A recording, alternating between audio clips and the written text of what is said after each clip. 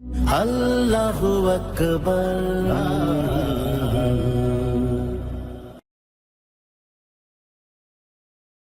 আউযু বিল্লাহি মিনাশ শাইতানির রাজীম। লাকাদ কাফারাল্লাযীনা ক্বালু ইন্নাল্লাহা হুয়াল মাসীহ ইবনে মারইয়াম।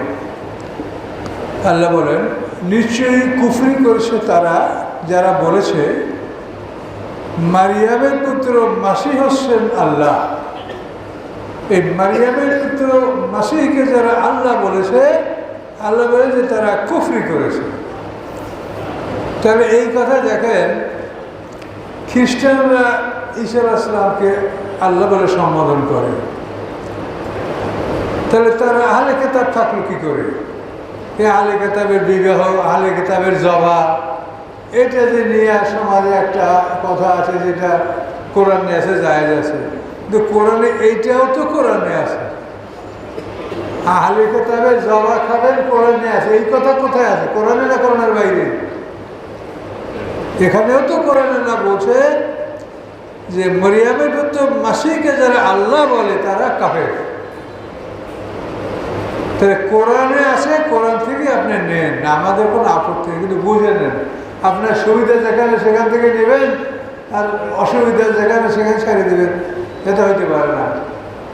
ফামাই ইয়ামলিকু মিনাল্লাহি শাইআ ইন আরাদা আন ইউহলিকাল মাসীহ ইবনে মারইয়াম ওয়া উম্মাহু ওয়া মান ফিল আরদি জামিআ। আল্লাহ বলেন, কে আছে যে আল্লাহর মোকাবেলায় কিছু করতে পারে? আল্লাহ যদি ইচ্ছা করেন মরিয়ামের পুত্র মাসীহকে ধ্বংস করে দেবেন, তার মাকেও হালাক করে দেবেন, আমার ফিরাদে জামিয়া, পৃথিবীতে যারা আছে সবাইকে আল্লাহ ধ্বংস করে দেবেন। এটা যদি ইচ্ছা করেন, তা আল্লাহর মোকাবেলায় কে সেটাকে রক্ষা করতে পারে? ওয়ালিল্লাহি মুলকুস সামাওয়াতি ওয়াল আরদ।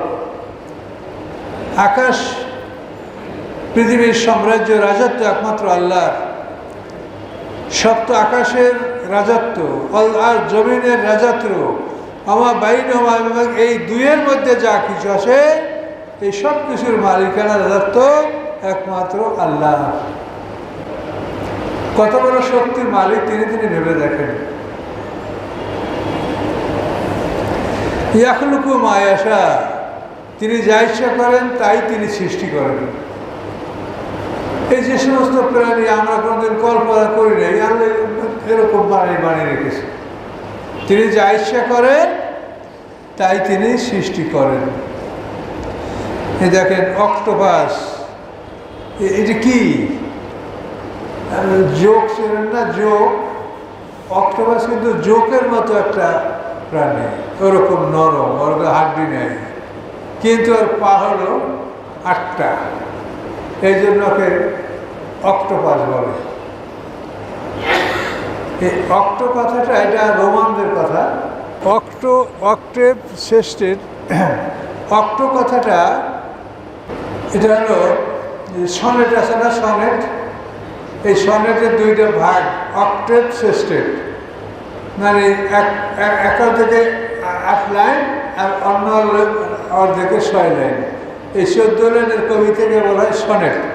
শেক্সপিয়ারের সনেট বিশ্ববিখ্যাত কবিতা।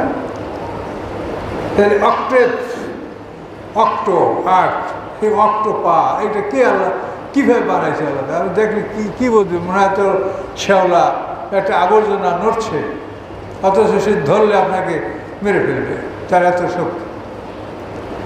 আল্লাহ যাইছে তাই সৃষ্টি করেন। এখন যদি আপনি বলেন যে এই গোখরা সাপ কেন বানালেন, এটা বলার অধিকার আপনার আমার নাই।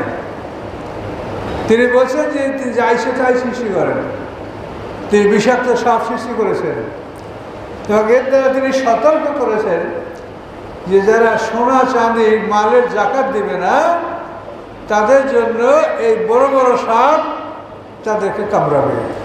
সাজান আকরা, আল্লাহ রসুল বলেছেন, বড় সাপ এই হাতে জড়াইয়া গালের উপরে আঘাত করতে থাকবে, অত্যন্ত ভয়ঙ্কর সাপ।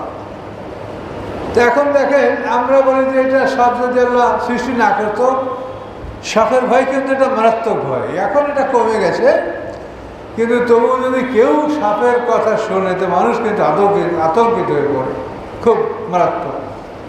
তা আল্লাহ বলছেন ইয়াখলুকুল্লাহু মা ইয়াশা, তিনি যা ইচ্ছা তাই সৃষ্টি করেন। এবং এর মধ্যে যে রহস্যগুলি আসে কখনো আমরা বুঝি, কখনো আমরা বুঝি না, তার ব্যাপার সব আমরা কোনোদিন বুঝতে পারবো না। তিনি হলেন অসীম, আমরা সসীম। তাই আল্লাহ বলেন তিনি যা ইচ্ছা করেন তাই সৃষ্টি করেন। আল্লাহ আলা কুল্লি শাইইন কাদির, তিনি সব কিছুর উপরে ক্ষমতাবান। কোথায় কি সৃষ্টি করে রাখছেন, ফেরাউনের জাতির পঙ্গপাল পাঠাই দিয়া পুরো মিশর খেয়ে ফেলেছে একটা পোকায়। এখন এই পোকা সৃষ্টি করে কোথায় রাখছেন, কি খায়? পৃথিবীতে যদি আসে তাহলে এক সপ্তাহে গোটা পৃথিবীতে তাকে সাথে করে ফেলবে। কিন্তু এখন তারা কোথায় থাকে, কি খায়? আল্লাহ তো কাউকে অনাহারে রাখেন না। কাজে আল্লাহর সৃষ্টি চিন্তা করলে এর মধ্যে আপনি আল্লাহর কুদরত, আল্লাহর ক্ষমতা এর প্রমাণ আপনি পাবেন যে আসলেই তিনি ক্ষমতাবান, মহাশক্তির মালিক। আল্লাহ আলা কুল্লি শাইইন কাদির, তিনি সমস্ত বিষয়ের উপরে ক্ষমতাবান, তিনি যা ইচ্ছা তাই করতে পারেন।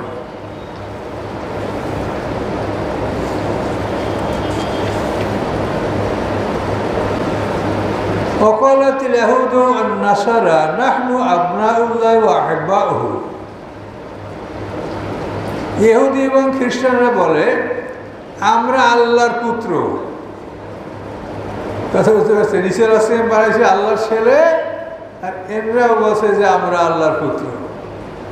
ওয়াকালাতিল ইয়াহুদু ওয়ান নাসারা, ইহুদি এবং নাসারারা বলে নাহনু আবনাউল্লাহ, আমরা আল্লাহর সন্তান, ওয়া আহিব্বাহু, এবং আল্লাহর প্রিয়তম, আমরা সন্তানও এবং প্রিয়তম। আল্লাহ বলেন তাই যদি হয় তো ফালামা ইউআযিবকুম যুনুবিকুম, তাহলে তোমাদের পাপের জন্য আল্লাহ তোমার শাস্তি দেন কেন? তোমাদেরকে বানর বানালেন কেন? শুকর বানালেন কেন? তোমাদেরকে কাইটা ফেলানো হলো কেন?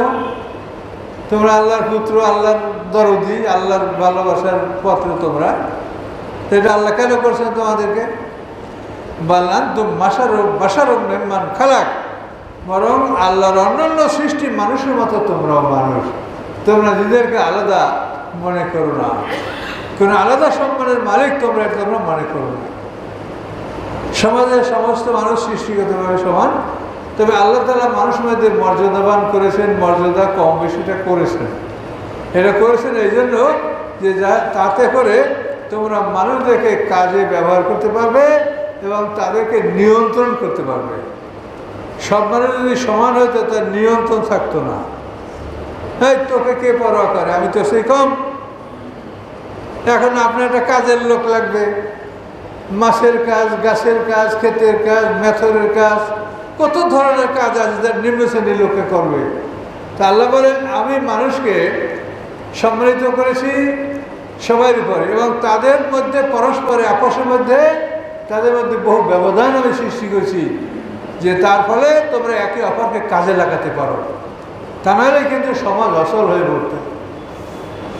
আপনি পারবেন নদীর মধ্যে মাছ ধরে নিয়ে আসতে, আপনি তো কিনবেন, কিন্তু ওই মাছটা ধরতে ও কোথায় ছিল, কীভাবে ছিল, কোথা থেকে খুঁজে বের করে প্রতিদিনের জন্য আপনাকে বাজারে মাছ নিয়ে আসতেছে না। কাজে এই জন্য প্রত্যেক বিষয়ের জন্য আলাদা মানুষ এটা প্রয়োজন। রাস্তাঘাটকে পরিষ্কার করে, ড্রেন ল্যাট্রিনকে পরিষ্কার করে, আপনি পারেন? কাজে আল্লাহ বলেন এই জন্য আমি মানুষকে নানা স্তরে সৃষ্টি করছি যাতে তোমরা একে অপরকে কাজে লাগাতে পারো, সমাজের শৃঙ্খলা বজায় থাকে। তা নাহলে সমাজের শৃঙ্খলা বজায় থাকতো না। এবং আল্লাহর সৃষ্টি মহা কৌশলের সৃষ্টি। আপনি দেখেন এই যে হাত, 5টা আঙ্গুল দেখছেন, কোনোটার সাথে মিল আছে। এই 5টা যদি একরকম হইতো কোনো জিনিস আপনি সুন্দর করে ধরতে পারতেন না। এগুলো ছোট বড় হওয়ার কারণে আপনি শক্তি প্রয়োগ করে ধরতে পারতেছেন। একটা ছোট একটা বড় আপনাকে বিভিন্ন জায়গায় সে ফাংশন করছে, যে সমান হইলে আপনি এটা পারতেন না। যে তার প্রত্যেকটা সৃষ্টির মধ্যে রহস্য আছে। এই আঙ্গুলের ফিঙ্গারপ্রিন্ট, এই যে আঙ্গুলের ছাপ, এটা কতটুকু জায়গা, আপনি মনে করেন আদম থেকে কিয়ামত পর্যন্ত দুইটা মানুষের আঙ্গুলের সব এক হয় না। এই একটা জিনিস চিন্তা করেন আপনি যে পৃথিবীর কে এটা করতে পারে? আপনি কয়টা রকমারি করতে পারবেন এই জায়গাটার মধ্যে বলেন তো? কয়টা রকমারি করার ক্ষমতা আছে? আদম থেকে কিয়ামত পর্যন্ত যারা মরে গেছে, যারা আসে, যারা মরবে, এই সবাই এই আঙ্গুলের চাপ একটার সাথে একটা কোনোদিন মিলবে না। তাহলে তার সৃষ্টিটা কত বড় ক্ষমতাবান তিনি, আর কত বড় রহস্যময় সৃষ্টিটা।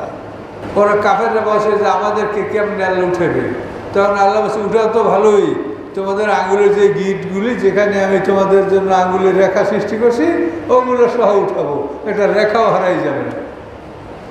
হাসপাতাল তোমরা যখন উঠবা, তোমরা তো এখন ছাইতে পরিণত, মাটিতে পরিণত হয়ে গেছো, কিন্তু উঠবা যখন, তখন তোমাদের একটা আঙ্গুলের ছাপও অনুপস্থিত থাকবে না, সঠিকভাবে উঠবে যে আঙ্গুলের ছাপটা সেই মানুষ আল্লাহ বলেন বালান্তম বাসার মেহমান কালাক, বরং তোমরা আল্লাহর অন্যান্য সৃষ্টি মানুষের মতো তোমরাও মানুষ।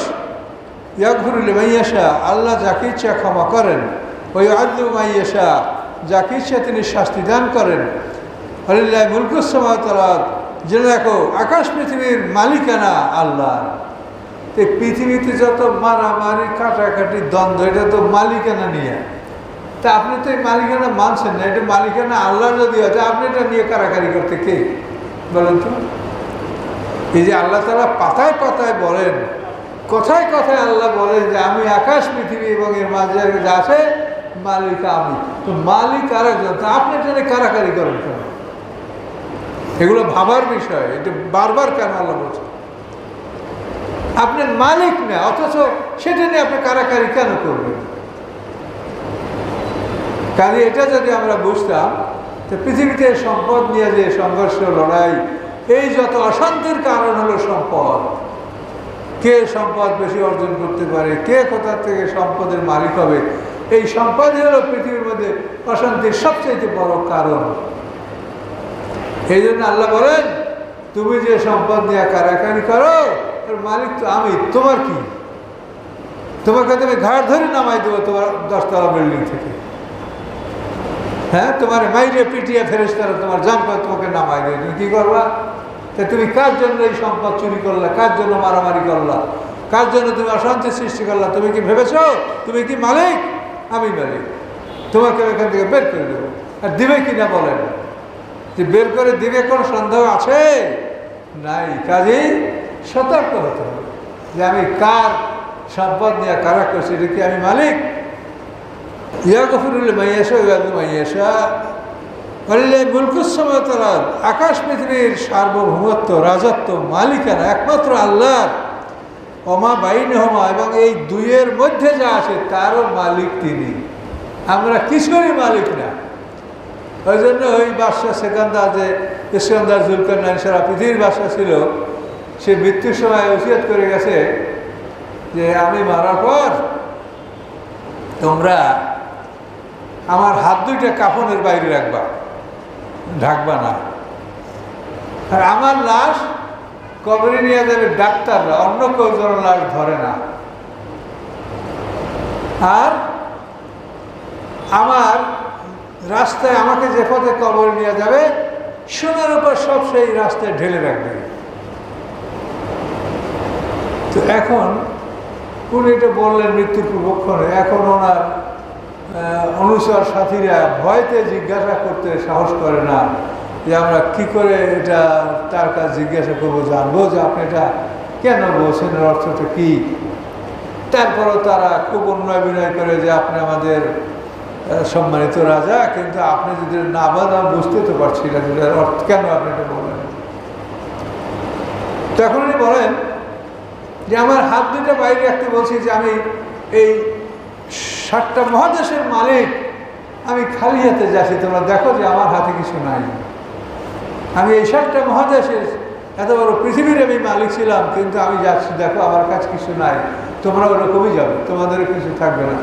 কাজে অন্যায়কে বিবর্জন করার চেষ্টা করো।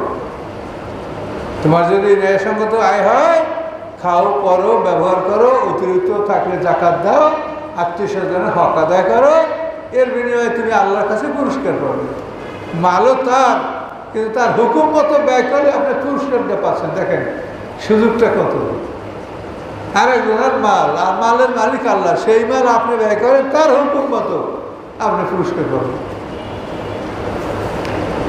দ্বিতীয় উনি বললেন যে ডাক্তাররা আমার লাশ কবরে নিয়ে যাবে, তার কারণ হলো দুনিয়ার মানুষ দেখবে এই ডাক্তাররাই মানুষকে রক্ষা করার জন্য চিকিৎসা করে, তোমরা তাদের কাছে দৌড়াও, কিন্তু তারা রক্ষা করতে পারে না, তারাই আমার লাশ বহন করে কবরে নিয়ে যাচ্ছে।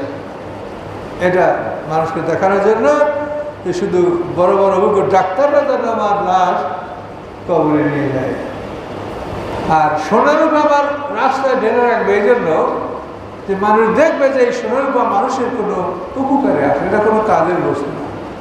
কাজের জিনিস হলো আপনি বসে বসে কোরআন শুনছেন, আপনি কোরআন তেলাওয়াত করছেন, আপনি আল্লাহ জিকির করছেন, আপনি ভালো কাজ করছেন, এটা আপনার কাজ, এটা হারিয়ে যাবে না, এটার বিনিময়ে আপনি পুরস্কার পাবেন। আপনি সুবহানাল্লাহ বলেন, আলহামদুলিল্লাহ বলেন, লা ইলাহা ইল্লাল্লাহ বলেন, আল্লাহু আকবার বলেন, আল্লাহর এই জিকির স্মরণ এটা আপনি করেন, আপনার লাভ হবে। এটা স্বর্ণ, এটা বললে আপনার আমলনামায় স্বর্ণ জমা হবে জান্নাতে, এবং এই স্বর্ণ দ্বারা আপনার বাড়ি তৈরি করা হবে। জান্নাতে যে সোনার বাড়ি হবে, এই সোনার চালান পৃথিবীতে, এখান থেকে সোনা সেন্ড করতে হবে। একবার সূরা ফাতিহা পড়লে 1000 স্বর্ণ মুদ্রা দান করলে যে সব হয় সেটা আপনি পাচ্ছেন একবার সূরা ফাতিহা। তাহলে আপনি দৈনিক কতবার ফাতিহা পড়ছেন ভেবে দেখেন তো। নামাজের মধ্যে বহুবার পড়ছেন, নামাজের মধ্যে অন্তত 32 বার দৈনিক আমরা পড়ছি। যে সূরাটা সাবাব মিনাল মাসানি, 7টা আয়াত, যেটাকে দুবার করে বারবার করতে হয়। আয়াতের অর্থ হলো দুবার করে বারবার পড়তে হয় এই সূরাটাকে। দুবার মানে প্রত্যেক নামাজে দুবার, প্রথম রাকাত, দ্বিতীয় রাকাত, কম বলছে। তো আল্লাহ বলেন যে আকাশ পৃথিবী এবং এই উভয়ের মাঝে যা কিছু আছে এর মালিক আল্লাহ আমি, এবং তোমরা সবাই ইলাইহিল মাসির, সবার প্রত্যাবর্তন, সবার ফিরে আসার জায়গা আল্লাহ। এই আল্লাহর কাছেই তোমরা সবাই ফিরে আসবে, কেউ বাকি থাকবে না, কেউ দূরে থাকবে না, সবাই ফিরে আসবে।